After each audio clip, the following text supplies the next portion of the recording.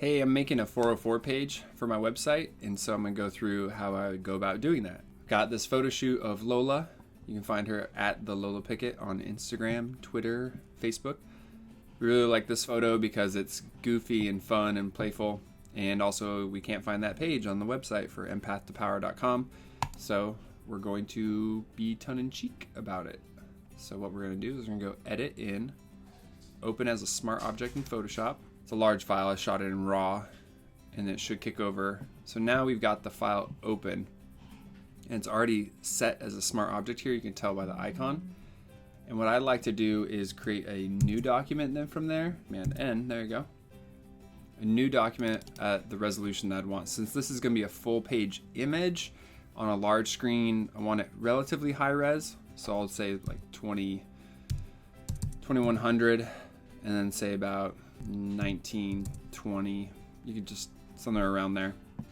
I could do the dimensions of my screen and monitor right now, but for right now that's enough because it'll scale up if I want to. So I just go create. I'm in crop mode, so I go back, press V to get into my select tool, and then command tilde to jump back to this file, and then I click and drag that. Wait until I'm forwarded in here. I'm muting my phone. Drop it in here. So now you see that this is a 1-to-1. So this is really large photo. Press F so we can pan our document around. My keyboards are all screwed up. I'm gonna have to restart my computer because this is just not gonna work right. But I press H to get my hand tool, zoom in a bit, Command T. Photoshop also used to have to hold Shift to maintain constrained proportions. Now they've taken that off, so now it defaults to constrained proportions, which is good. That way you don't get distorted images. So I'm just shrinking it like this. Now most monitors are more set in a landscape mode, so what I'm going to actually do is press C, and I'm going to stretch that back out to like a landscape mode, more like this, and I can shrink it up, and there we go. So now we got that. Press V. We're going to scoot over because I want to use this white space as our information that the page doesn't exist. So to press H again, move it over. Now this photo's okay, but I'd like to add a little more style and flair, and I was just learning how to do some fun treatments using the high pass filter and Gaussian blur. So I'll show you that right now. A good thing to do if you're going to be just editing one photo and then applying filter effects to that photo is to make it a smart object or link it. That way when you're duplicating, if you ever want to edit the original photo, the edit effects, the edits apply to all smart objects. So I'm just going to do Command J to duplicate. And you could rename these files if you ever wanted to. You can add different colors to them to make it easier to distinguish what is what. However you want to do it. There's so many ways to make this stuff work in Photoshop.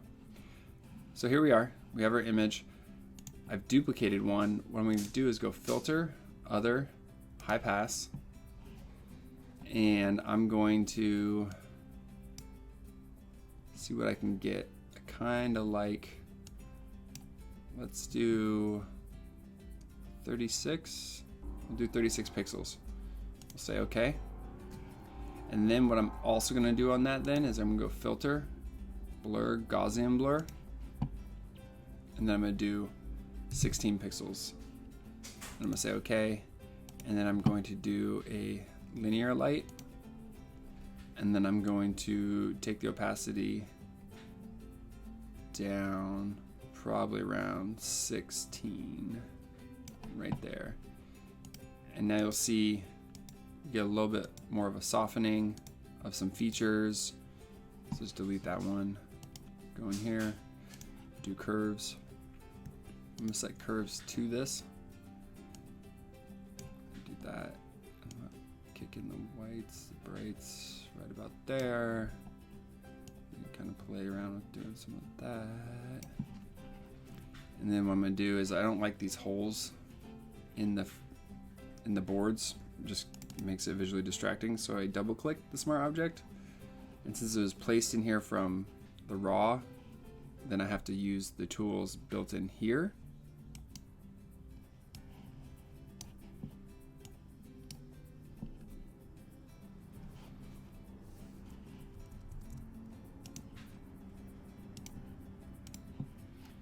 Cool thing about the spot healing is that when you're on a spot, you can see how you could actually force it to pick where is best if it didn't automatically pick it the way you wanted it to. Going through there, you know, a little less visually distracting. Type background. Cool, cool. Say okay. So we'll process it. Now those are all gone. Now we have everything. So I'm just gonna group all this. So this is high pass, Gaussian blur.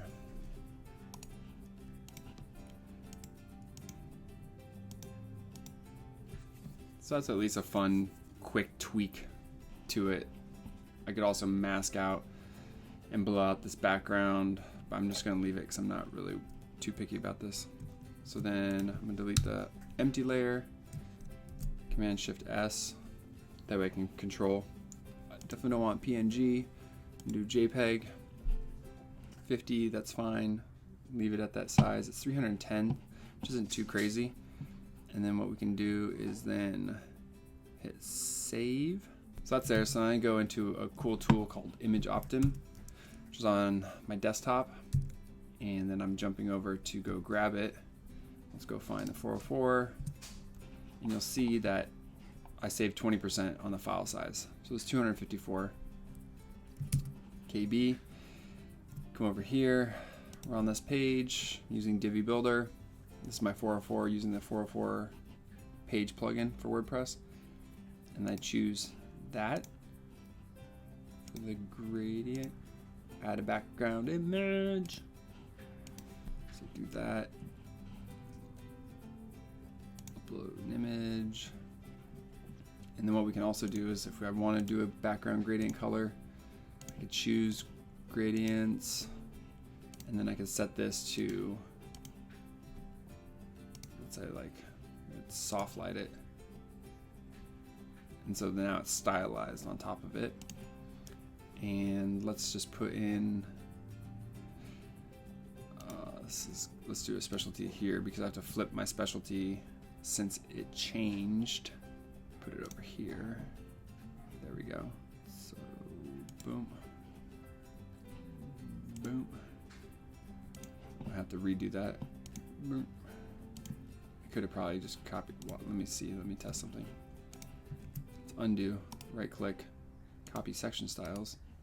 Paste section styles. Now delete this one. Now if I look at the background, I should have it all set, except the colors didn't come over. Intriguing. I wonder if that was just because I didn't save it. It's all set.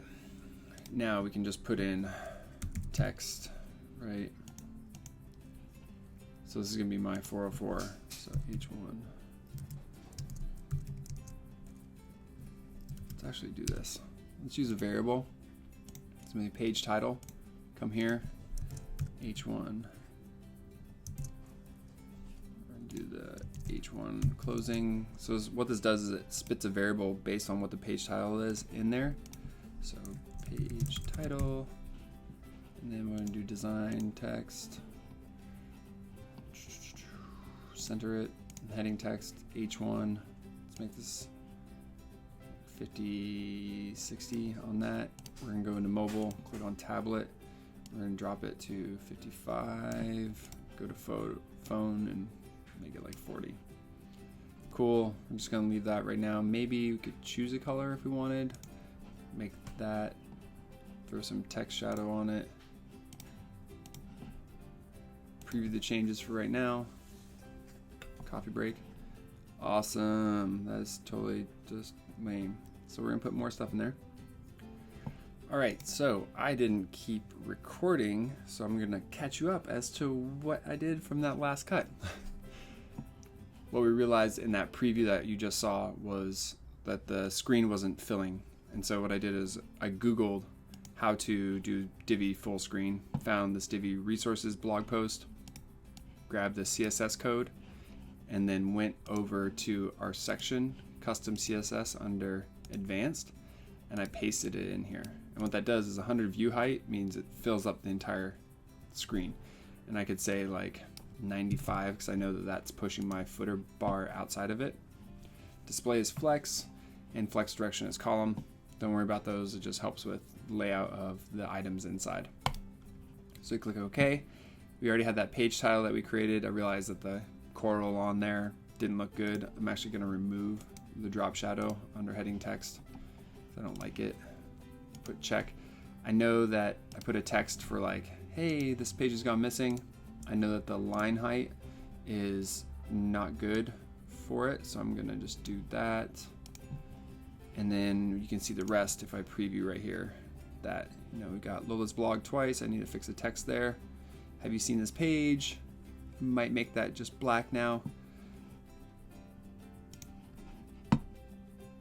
because the white doesn't look great. So that's under text. Make it dark. Check. So Instagram. Lola on Instagram. Lola on Facebook. Check.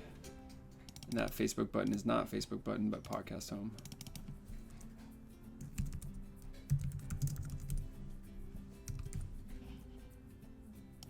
Check. Now we have this page, so now we can come here, click it. See this page? Oops. Page got missing over here. Check out the digital play spaces and have a wonderful day. Check out the different sizes. Let's check out just a regular iPad. You seen this page? Cute. And then we're gonna go.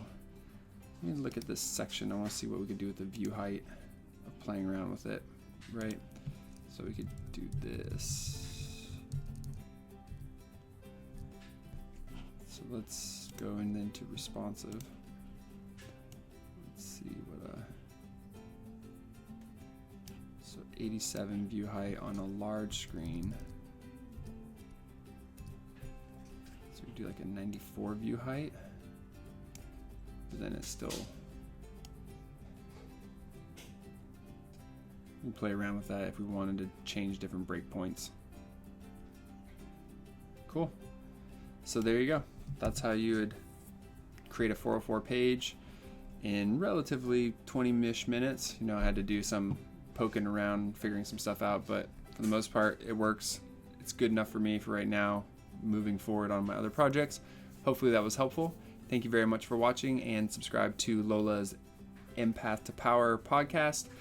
And also check her out on YouTube and at lolapickett.com. Thank you very much.